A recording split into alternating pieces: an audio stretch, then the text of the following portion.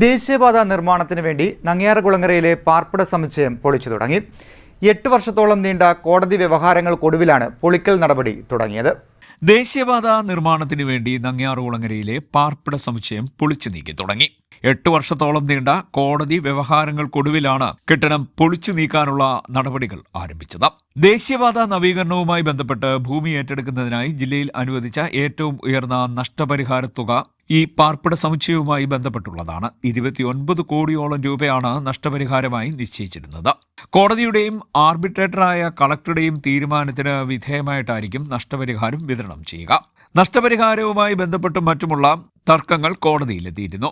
ദേശീയപാത അതോറിറ്റി നേരിട്ടാണ് ഇപ്പോൾ കെട്ടിടം പൊളിക്കുന്നത്. 2 ബ്ലോക്കുകളിലായി 18ഓളം ഫ്ളാറ്റുകളാണ് നങ്ങ്യാർകുളങ്ങരയിലെ പാർപ്പിട സമുച്ചയത്തിലുള്ളത്. ഇതിൽ കിഴക്ക് ഭാഗത്ത് ബി ബ്ലോക്കിലെ 9 ഫ്ളാറ്റുകൾ മാത്രം പൊളിച്ചാൽ മതിയെന്നായിരുന്നു അതോറിറ്റിയുടെ നിലപാട്. പിന്നീടാണ് പ്രായോഗികമല്ലെന്ന് കണ്ട് പൂർണ്ണമായും പൊളിക്കാൻ അതോറിറ്റി തീരുമാനിച്ചത്. CDNet news, Harippad.